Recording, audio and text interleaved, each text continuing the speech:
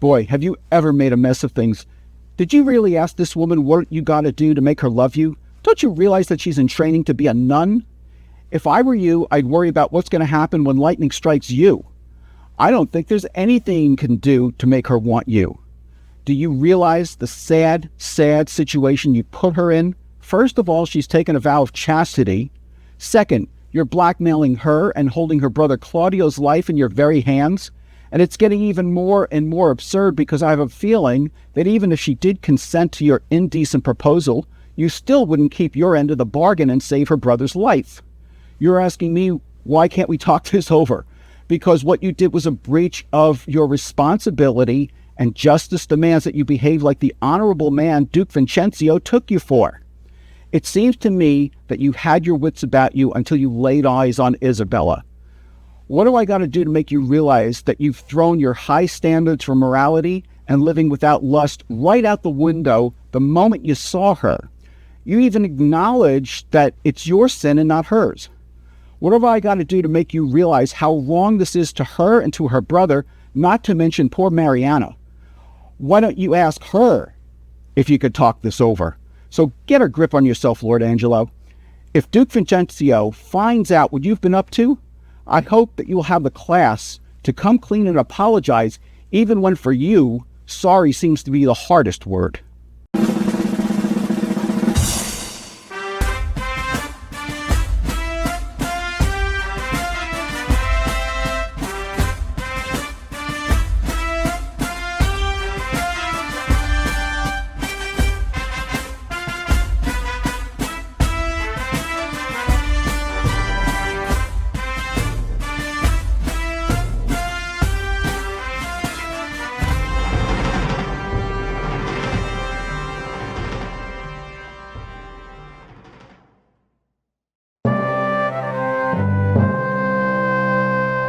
In the 1993 movie Indecent Proposal, Robert Redford offers Demi Moore and her husband Woody Harrelson $1 million if he can sleep with Demi Moore.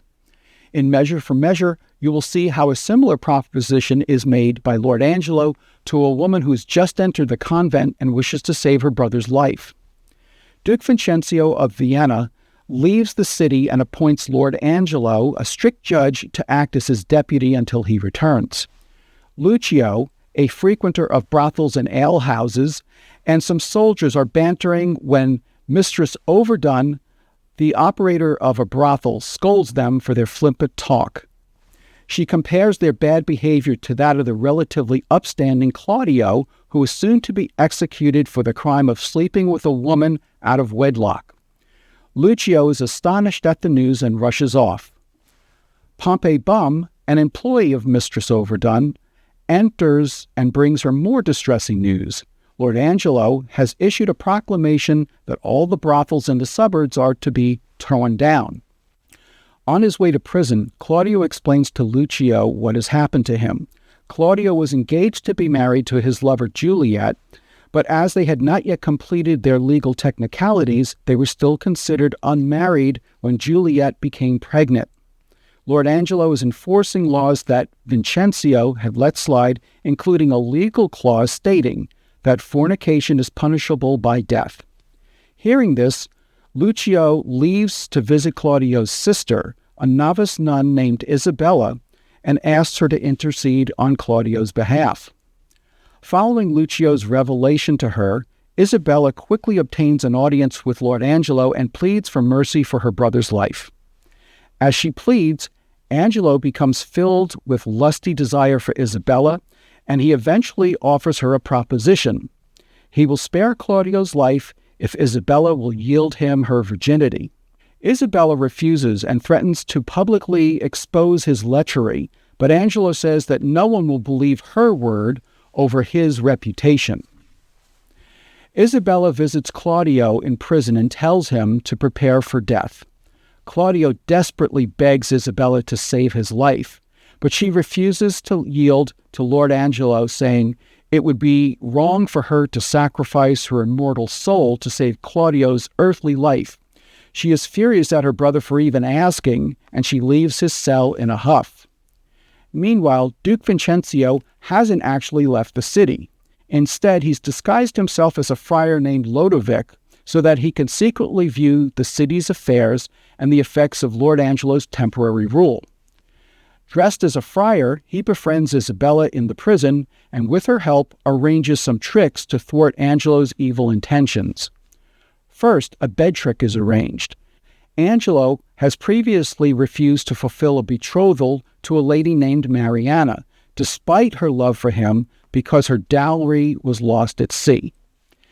Isabella comes to an agreement with Mariana and then sends word to Angelo that Isabella will submit to him provided that their meeting occurs in total darkness and in silence. Mariana takes Isabella's place and has sexual relations with Angelo, who believes it is Isabella in bed with him. Since the law considers this a consummation of their betrothal, they are now considered married. However, after the act, Lord Angelo goes back on his word and sends a message to the prison to have Claudio beheaded, thus necessitating the head trick.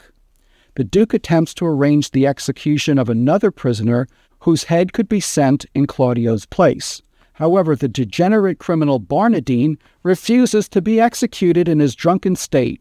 So instead, the head of Ragozine, a pirate who recently died in the prison, is sent to Lord Angelo instead. The Duke returns to Vienna. Isabella and Mariana publicly petition him, and he hears their claims against Lord Angelo, which Angelo denies outright. But as the scene develops, it appears that Friar Lodovick will be blamed for the accusations leveled against Lord Angelo. The Duke leaves Angelo to judge the cause against Lodovick, but returns in disguise when Lodovick is summoned a few minutes later. While Lord Angelo attempts to seal the case against Lodovick, the Duke reveals himself, thereby exposing Angelo as a liar and confirming the allegations brought by Isabella and Mariana. He proposes that Angelo be executed, but first compels him to marry Mariana so that his estate will go to Mariana in compensation for her lost dowry. Mariana pleads for Angelo's life and even enlists Isabella, who is not yet aware that her brother Claudio is still alive because of the dead trick. The Duke initially pretends not to heed the women's petitions until he reveals that Claudio has not in fact been executed, at which point he relents. The Duke then proposes marriage to Isabella. Lucio, who frequently slandered the Duke, who was actually disguised as the friar, is punished and forced to marry Kate Keepdown, the prostitute he impregnated and abandoned before he is whipped and hanged. When we come back, we'll look at some of the major characters in Measure for Measure. Let's look at some of the major characters in Measure for Measure. First, we have Vincenzio, who is the Duke of Vienna, and while he's a good man, he's also been very lax in enforcing the laws regarding fornication. Lord Angelo becomes the Duke's appointed deputy when the Duke pretends to leave Vienna. He's a man of high moral caliber, but he's not without his faults, including reneging on a betrothal to Mariana after she's lost her dowry and succumbing to his lust for Isabella when she pleads for her brother's life. Next, we have Isabella, or Isabella she's frequently called. She's a novice who has just entered the sisterhood of the Order of St. Clare. She's a remarkable woman, devout in her faith, pure in her heart, and courageous in her pursuit of justice. Claudio is Isabella's brother, who has impregnated his soon-to-be wife, Juliet, or Madame Julietta, as she's also known. Lord Angelo plans on using Claudio to set an example by having him beheaded for violating Vienna's law against fornication. Lucio is a fantastic, or an eccentric person, who is a friend of Claudio's, a go-between for Isabella and Lord Angelo, and a constant criticizer of Duke Vincenzio to Friar Lodowick, whom Lucio doesn't realize is actually the Duke in disguise. In fact, the longer the play goes on, the lower he stoops in his usefulness. We also have Pompey Bum, a tapster and a bawd to Mistress Overdone. His job is to attract customers for her brothels. Shakespeare uses him to add much humor, to the play and offer an insightful commentary about the anti-fornication laws. For example, in Act 2, Scene 1, Aeschylus, who is an old lord and Lord Angelo's secondary, addresses Pompey when he's brought in by a constable. Aeschylus asks him his name, and he says, "My name is Pompey Bum." Bum is the British word for rear end. And Aeschylus comments, "Troth, your bum is the greatest thing about you, so in the beastliest sense, you are Pompey the Great. Pompey, you are partly bawd. Pompey, howsoever you color it in being a tapster, are you not? Come, tell me true, it shall be the better for you." And Pompey pleads, "Truly, sir, I am a poor fellow that would live." Aeschylus replies, "How would you live, Pompey? By being a bawd? What do you think of the trade, Pompey? Is it a lawful trade?" And he replies, "If the law would allow it." And Aeschylus says, "But the law will not allow it, Pompey, nor shall it be allowed in Vienna." Pompey asks, "Does your worship mean to geld and splay, meaning spay, all the youth of the city?" Aeschylus says, "No." And Pompey replies, saying, "Truly, sir, in my opinion, they will to it then." Aeschylus says, "There are pretty orders beginning, I can tell you. It is but heading," which is beheading, "and hanging." And Pompey replies, "If ye head and hang all that offend that way but for 10 year together, you'll be glad to give out a commission for more heads. If this law hold in Vienna 10 year, I'll rent the fairest house in it 3 pence a bay. If you live to see this come to pass, say Pompey told you so." And finally, we have Elbow, who is the poor duke's constable and is responsible for cleaning up all the vice in Vienna. Elbow is similar to Constable Dogberry in Much Ado About Nothing, and is constantly misplacing and misusing words. Shakespeare knew that the audience would find it amusing to portray people in authority as bumblers, and he certainly was right. All right, now let's take a look at some of the plot devices and memorable scenes in Measure for Measure. Shakespeare uses outrageous legal matters as plot devices so that he can see how different people will deal with them. In The Merchant of Venice, it was a bond requiring a pound of flesh as payment. In Measure for Measure, it is a previously unenforced law requiring execution as punishment for fornication. This allows Shakespeare to show how different people with different roles and values will address life's problems. Another one of Shakespeare's most popular plot devices is disguising characters as someone else. In Measure for Measure, Duke Vincentio spends the majority of the play disguised as Friar Lodowick so that he can observe firsthand what people are doing in his absence. Shakespeare also does this in Henry V, when the king disguises himself to walk unrecognized among the soldiers the night before the Battle of Agincourt. As a result of the Duke's disguise, he learned that Lord Angelo has been corrupted by power, that Isabella is a good and virtuous maid, whom he eventually asks to marry him, and that Lucio is a slanderous gossip who not only has nothing good to say about the Duke, but brags about how he impregnated a prostitute by the name of Kate Keepdown and lied to avoid having to marry her. Next we have Act 2, Scene 2, when Isabella first goes to Lord Angelo and begs for her brother's life. This is a crucial scene for 2 reasons. First, we see how skillful Isabella is in moving people with her words and demeanor. Second, we see that Angelo is indeed susceptible to lustful temptation when confronted with a virtuous and desperate woman. When she's leaving, Isabella says, "Save your honor." And Angelo replies, "From thee, even from thy virtue." What's this? What's this? Is this her fault or mine? The tempter or the tempted? Who sins most? Not she, nor does she tempt, but it is I that lying by the violet in the sun do as the carrion does, not as the flower, corrupt with virtuous season.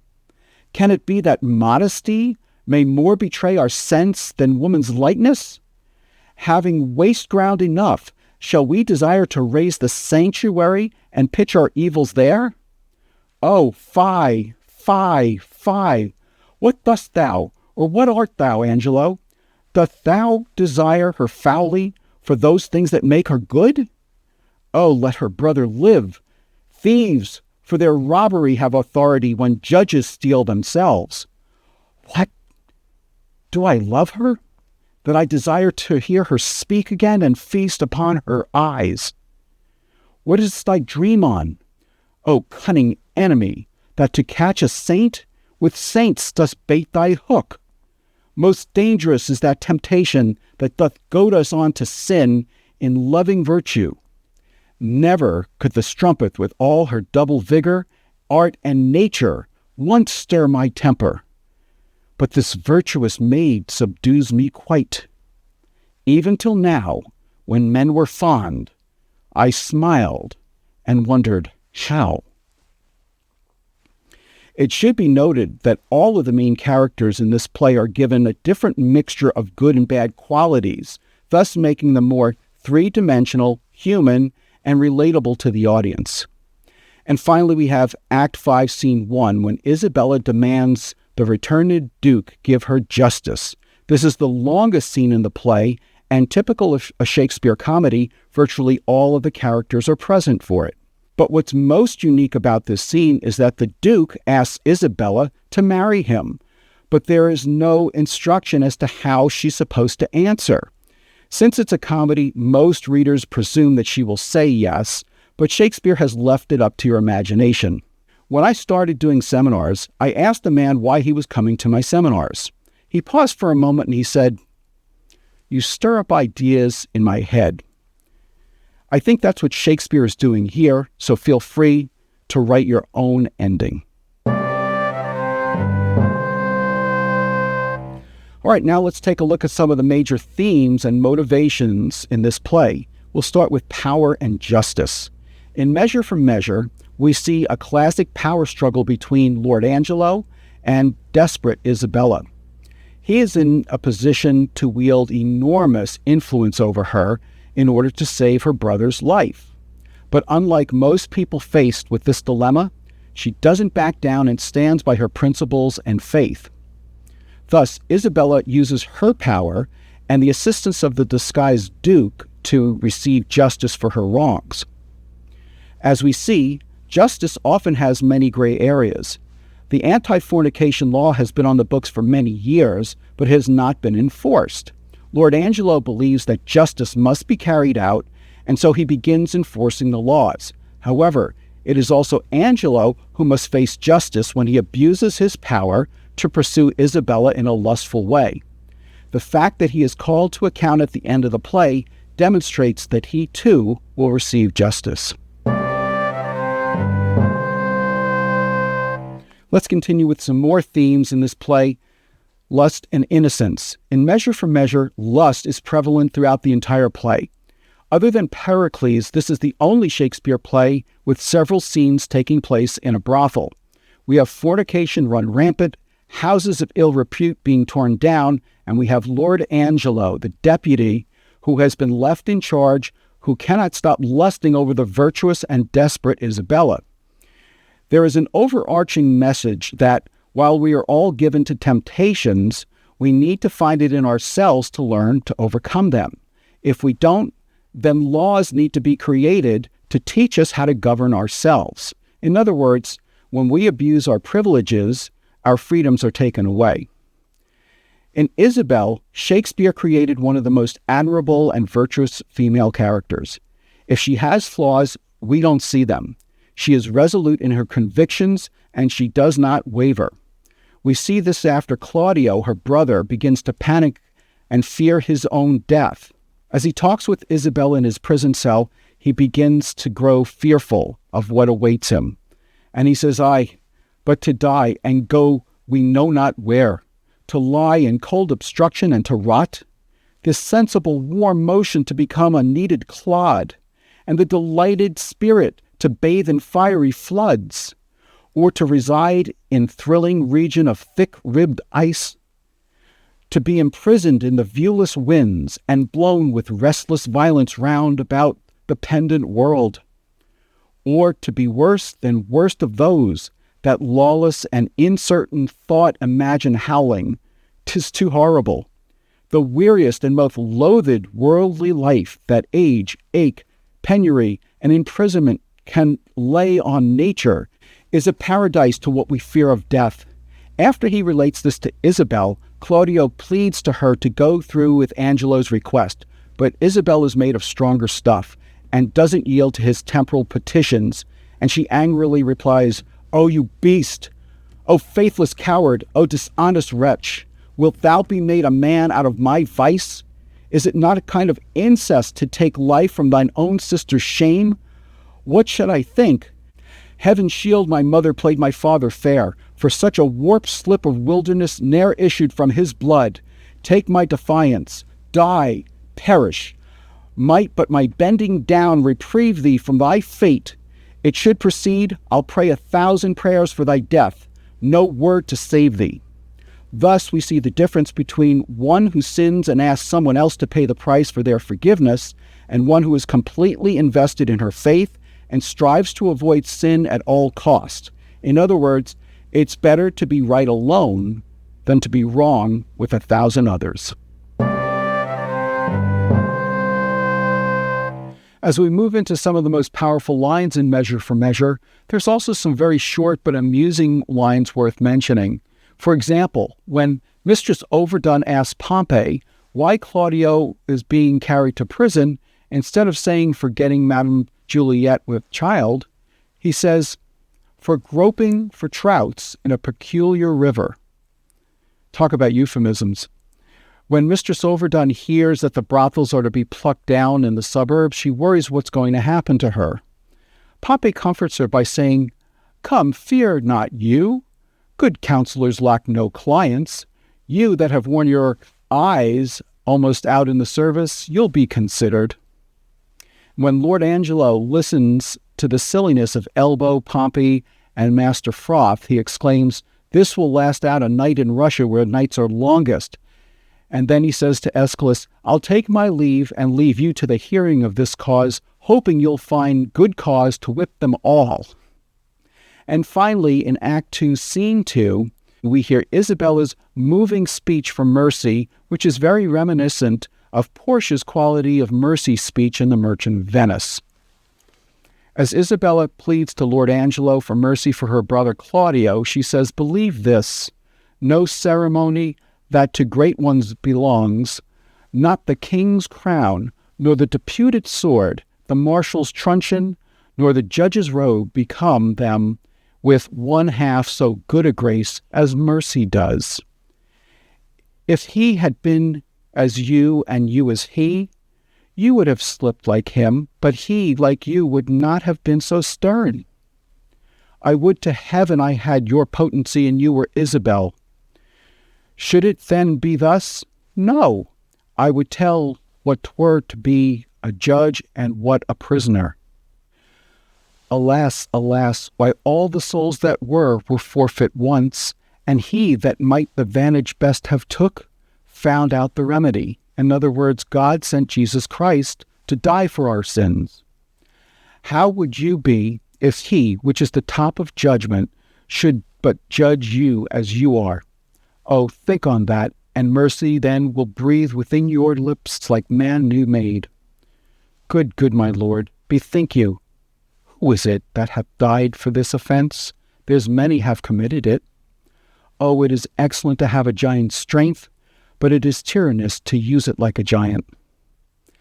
Man, proud man, dressed in a little brief authority, most ignorant of what he's most assured, his glassy essence like an angry ape, plays such fantastic tricks before high heaven as make the angels weep, who, with our spleens, would all themselves laugh mortal.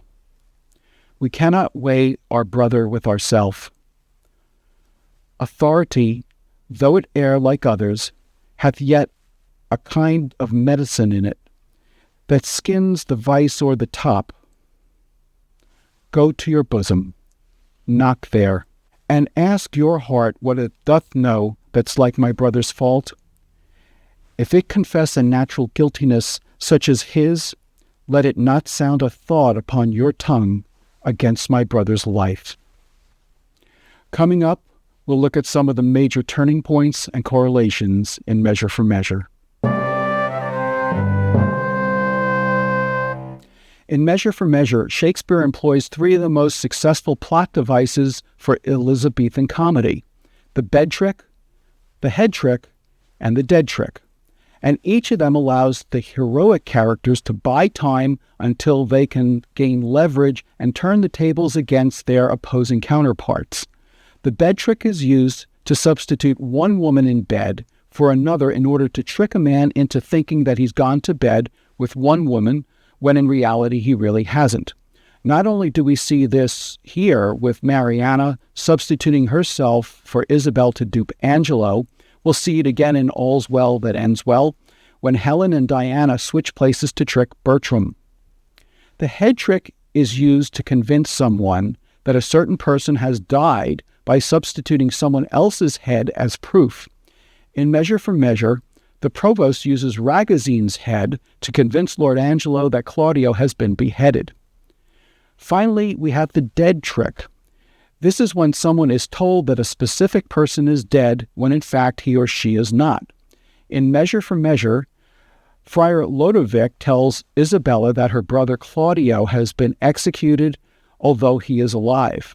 In this case, the Duke does this to heighten her joy at the end of the play, perhaps hoping she will accept his marriage proposal.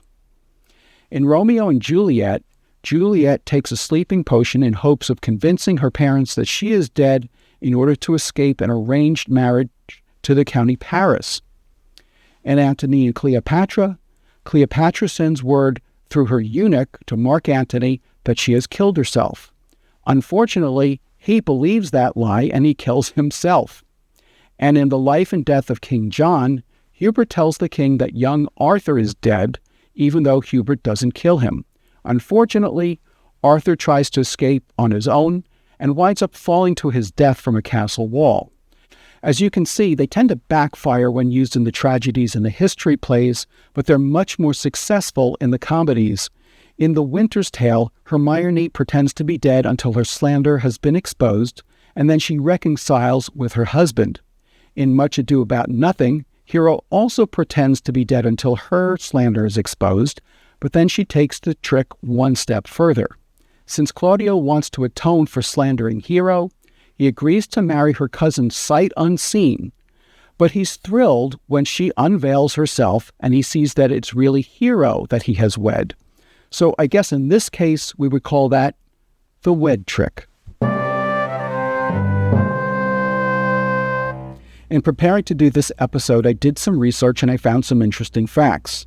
Shakespeare's primary source for Measure was derived from the story of Epitia, which was written by an Italian author named Cinthio 38 years earlier in 1565. But both the theme and the title were taken from the Holy Bible, specifically the Sermon on the Mount Gospel of St. Matthew, chapter 7, verses 1 and 2, which read, "Judge not, that you may not be judged. For with what judgment you judge, you shall be judged, and what measure you mete, it shall be measured to you again." This theme of a woman willing to lay down her body to save a loved one is a very old one. It's the tale of the dishonest judge. And in almost all cases, even after the woman succumbs to the pressure, the judge still winds up killing the loved one. Bob Dylan wrote a song called The Seven Curses about a horse thief, and the same thing happens there. Led Zeppelin also wrote a similar song called Gallows Pole with the same results. But it's only in Measure for Measure that we see Isabella come out on top as a winner and receive justice. Now let's take a look at some of the excellent actors in the 1979 BBC Shakespeare version of Measure for Measure. The BBC splurged to get Kate Nelligan to play Isabella, and she was perfectly cast in this role. In fact, it's the only time she appears in any of these Shakespeare plays. Tim Pigott-Smith, who plays Lord Angelo, also played Harry Percy, or Hotspur, in Henry IV Part 1 that same year. Christopher Strawley, who plays Claudio, also plays Benvolio in Romeo and Juliet, 1 year before this one. Frank Middlemass, who plays Pompey Bum, also plays the Fool in the 1982 version of King Lear. Kevin Stoney, who plays Aeschylus, also plays Rinaldo in the 1981 version of All's Well That Ends Well. Christopher McHenry, who plays Lucio, also played Mercutio in the 1968 Franco Zeffirelli version of Romeo and Juliet. Alan Armstrong, who plays the Provost, also played Monsieur Thénardier, the master of the house, in the 10th anniversary concert of the Broadway musical Les Miserables in 2018, and both Alan Armstrong and Christopher McHenry each played multiple parts in the 1982 Royal Shakespeare Company version of Nicholas Nickleby opposite Roger Rees. And now get ready for today's trivia challenge, which is called Everybody Plays the Fool. All right, now it's time for today's trivia challenge called Everybody Plays the Fool. I'd like you to identify the Shakespeare play for which these fools are known. Number 1 is Yorick. Number 2 is Touchstone. And number 3 is Feste the Jester. When we get back, we'll look at some relevant lessons from Measure for Measure, and I'll have the answers to these questions for you. All right, so how did you do with today's trivia challenge, Everybody Plays the Fool? Let's see. You're to identify the Shakespeare plays for which these fools are known. Number 1 was Yorick. Of course, that was Hamlet. Number 2 was Touchstone from As You Like It. And number 3, Feste the Jester, was, of course, from Twelfth Night. Let's look at some relevant lessons from Measure for Measure. First of all, as Lucio says to Isabella, our doubts are traitors and make us lose the good we oft might win by fearing to attempt. In other words, don't allow fear to stop you from achieving your goals, or you will miss the opportunity to right wrongs and achieve justice. Next, if you're a leader, make sure that you observe the people you promote or delegate authority to, because ultimately you are responsible for the outcome. And third, realize that there are always going to be temptations, but as Angelo says, 'tis one thing to be tempted, another thing to fall. As we saw with Angelo himself, he was steadfast until he encountered Isabella. He wasn't tempted by strumpets, but by a virtuous maiden. But as Isabella rightly assessed, I partly think a due sincerity governed his deeds till he did look on me. So remember to be on your guard, because temptation always finds us when we least expect it. I'm Dave Romeo, and thank you for watching this episode of Romeo on Shakespeare. Please join me next time when you will see a monarch who would rather sit on the ground and tell sad stories of the death of kings than settle disputes fairly, which leads to the loss of his crown, among other things.